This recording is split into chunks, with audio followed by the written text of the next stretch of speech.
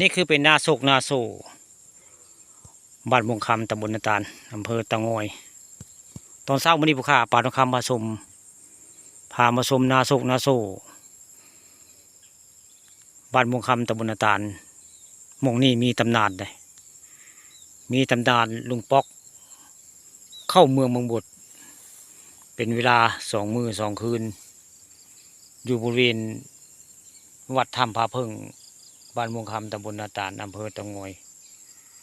ผู้ข้าสิมาเว้าเรื่องลุงป๊อกไปเมืองบางบดได้เบ็ดใดเนื่องจาก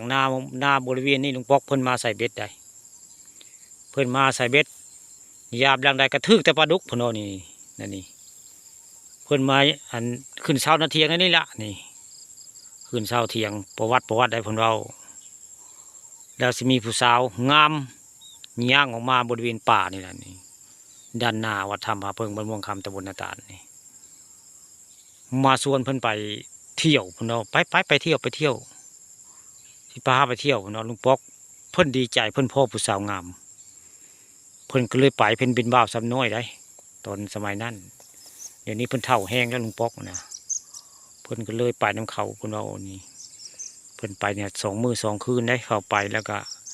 ย่างไปในป่านี่ไปรอดในถ้ำเพิ่นเอารอดเขาถ้ำไปมันเป็นบ้านเป็นเมืองได้บ้านนี้มันบ่แม่นได้เป็นภูเขาป่าไม้นี่มันเป็นบ้านเป็นเมืองมีเจ้ามีนายได้ดูแลทางเข้าบ้านเข้าเมืองมีจักหีบผ้าเพิ่นเอามีเสื้อผ้าหลาย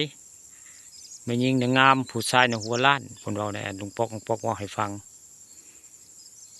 แล้วก็เขาส่วนไปชีข้าวก็หาบข้าวซอยเขาได้ไปชีข้าว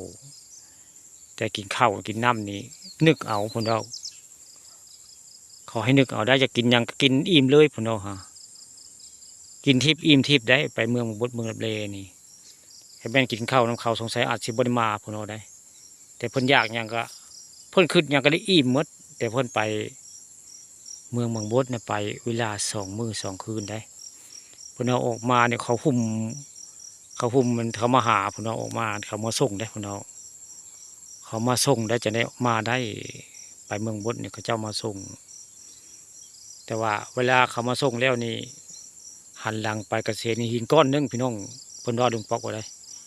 เห็นหินก้อนนึงได้ทางหลังโมเมนต์ได้อันเป็นบ้านเป็นเมืองว่ายหน้าไปหาเขากลายเป็นหินก้อนนึงอยู่ข้างหน้าแล้วจะมีหินยาวประมาณ7-8 เมตรนี่แหละหินยาวได้หินที่ประตูเมืองของชาวเมืองวดเมืองลับเลนะมื่อนี้ผู้ข้าพาคาผสมเรื่องเก่าบ่เล่าก็ลืมประวัติของลุงป๊อกมาใส่เบ็ดอยู่นาบ้านม่วงคำตำบลนาตาลนาโซอยู่หน้าวัดถ้ำผาพึ่งบ้านม่วงคำนี่ม่วงนี่คือเป็นตำนานของลุงป๊อกเข้าเมืองบดโดยไม่ได้ตั้งใจพี่น้องไป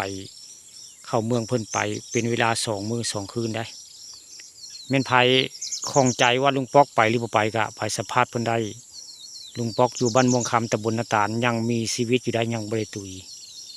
ไปสัมภาษณ์เพิ่นในเฮือนนาซานได้แต่ผู้ข้าส่วนเพิ่นมาจะได้มื้อนี้ส่วนเพิ่นมาออกรายการเพิ่นว่าบ่ไหวเพิ่นเมื่อยเพิ่นเฒ่าแห้งแล้วเพิ่นมาบ่ได้พี่น้องมื้อนี้มาแต่ป่าทองคำผสมไปละพามาชมประวัติของนาลุงป๊อกอยู่บริเวณนาโซบ้านม่วงคำตำบลนาตาลหรือว่าอันด้านหน้าของวัดถ้ำผาเพิงล่ะนี่คือนาโซที่ลุงป๊อกหายเข้าไปเป็นเวลา2 มื้อ 2 คืนเข้าเมืองบางบดโดยไม่ได้ตั้งใจไปย้อนเพิ่นเห็นผู้สาวงามมาสู่วัดไปเที่ยวเพิ่นก็เลยไปลุงป๊อกมื้อนี้ผู้ข้าป่าทองคำพามาชมให้นาไทยบ้านม่วงคำหรือว่านาโซได้นี่คือนาโซไทยม่วงนาเผืองงามแท้นี่นาโซอันนี้นาโซที่ลุงป๊อก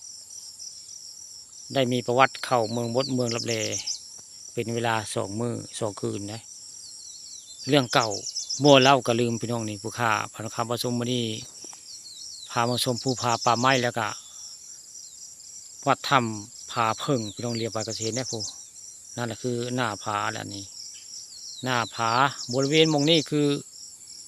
ในมิตินี่คือเป็นบ้านเป็นเมืองของ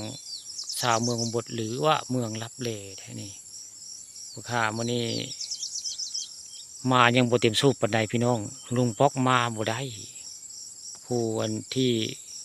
เคยประสบการณ์เคยได้เข้าไปในบ้านในเมืองกับเจ้าผู้ข้าก็เอาแต่ภาพเหตุการณ์